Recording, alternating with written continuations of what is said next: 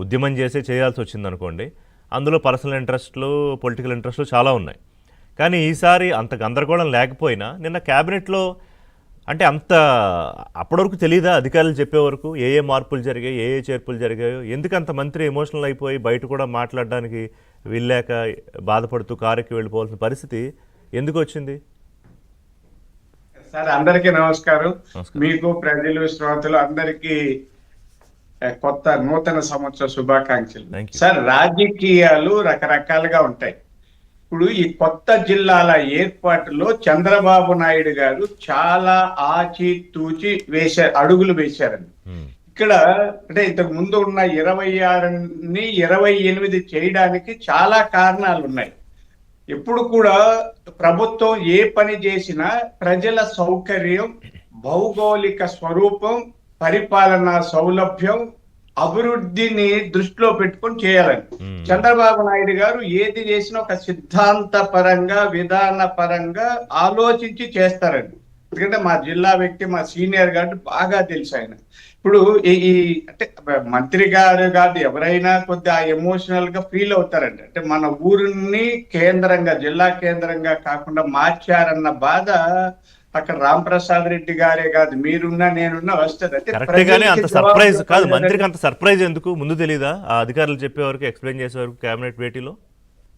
అంటే కొంత sub committee వేశారు కదండి, ఆ విశ్లేషణ అవి చేసేటప్పుడు ఆఖరి వరకు తెలియకపోవచ్చు ఆయనకి.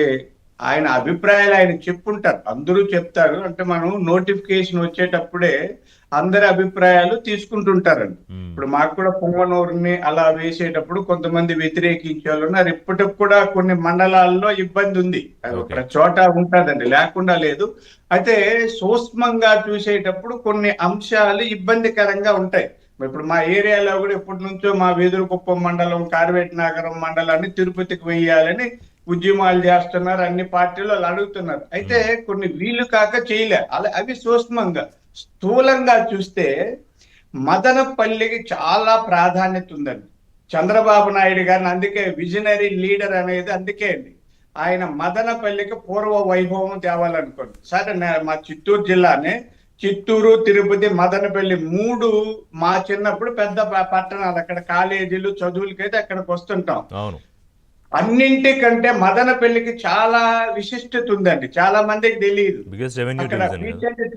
బీటీ కాలేజ్ అంటారు, బీసెంట్ థియోసఫికల్ కాలేజీలో పెద్ద పెద్ద వాళ్ళు చదివారండి.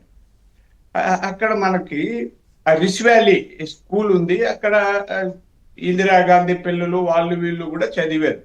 మదనపల్లిలో నీలం సంజీవ్ రెడ్డి గారు చదివారు, కోట్ల విజయభాస్కర్ రెడ్డి చదివారు.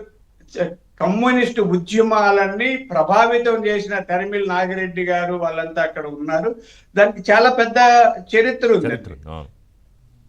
ఇప్పుడు జనగణమన తెలుగు బెంగాలీ నుంచి ఇంగ్లీష్ లోకి తర్జుమా చేశారు, ట్రాన్స్లేట్ చేశారు రవీంద్రనాథ్ ఠాగూర్ గారు ఆ బీసెంట్ థియోసఫికల్ కాలేజీలోనే. సరే, ఇప్పుడు కడప నుంచి బెంగళూరుకి ఒక కొత్త రైల్వే రోడ్డు శాంక్షన్ అయితే అది జగన్మోహన్ రెడ్డి గారు ఎందుకు దాని మీద శ్రద్ధ చూపలేదు, కాలేదు. ఆ రోడ్డు కంప్లీట్ అయితే, రైల్వే ట్రాక్ కంప్లీట్ అయితే, ఇప్పుడు బెంగళూరు నుంచి తిరుపతికి లేకపోతే ఆంధ్రప్రదేశ్కి రావాల్సిన ట్రైన్లన్నీ ఈ వైపు రావాల్సినవి కాట్పాడికి పోయి, అంటే దాదాపు అంతా తమిళనాడు అంతా చుట్టుకొని చిత్తూరు బార్డర్ నుంచి మన రాష్ట్రంలో ప్రవేశిస్తాయి. ఇదే ఈ మదనపల్లి రైల్వే ట్రాక్ వస్తే కంప్లీట్ గా ఆంధ్రప్రదేశ్ మన రాష్ట్రానికి చెందిన గ్రామాలు, పట్టణాల ద్వారా రైలు వస్తే ఇక్కడ ఉత్పాదక శక్తి పెరుగుతుంది, వ్యాపారాలు పెరుగుతాయి.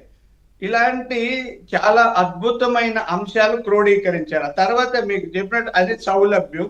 మదనపల్లికి చుట్టూ, ఇప్పుడు పొంగనూరు అయితే మదనపల్లికి దగ్గర, పీలేరు దగ్గర, తంబలపల్లి దగ్గర కొంత దూరం అయితే మన మంత్రి గారి పొంగనూరు చిత్తూరు జిల్లాలోకి. సార్ పొంగనూరు ఇప్పుడు తిరుపతి జిల్లాలోక కొత్త పునర్వ్యవస్థీకరణలో పొంగనూరు మారింది కదా మళ్ళీ. అదే సార్, ఆ చుట్టూ అంటే అది సెంటర్ పాయింట్ అవుతుంది. అంటే సౌలభ్యము, అంటే పరిపాలనకు ఉండాలి, ప్రజలకు సౌకర్యం ఉండాలి. రాయిచోటి నేను తక్కువ చేయాల్సింది కాదండి. రాయిచోటి ఇప్పుడు రాయిచోటి ఇంతకు ముందు సెంటర్ ప్లేస్ ఎందుకైందంటే రాజంపేట ఉంది, కోడూరు ఉంది. కోడూరుని తిరుపతిలో కలవడం చాలా ధర్మబద్ధం, న్యాయబద్ధం అండి. ఎందుకంటే మీకు తెలియదు చాలా మందికి, ఆ, ఒక 25 ఏళ్ల క్రితమే బాలాజీ జిల్లా ఏర్పాటు చెయ్యాలని ఉద్యమాలు చేశారండి ఇక్కడ తిరుపతిలో. ఎప్పుడు ఇంకా ఇంకా కూడా ముందేనేమో ఆ పత్యాల చెంగలరాయలు గారని మాజీ ఎమ్మెల్సీ ఉన్నాడు, అతను నా మిత్రుడు. అందరూ కూడా ఇక్కడ చేశారు.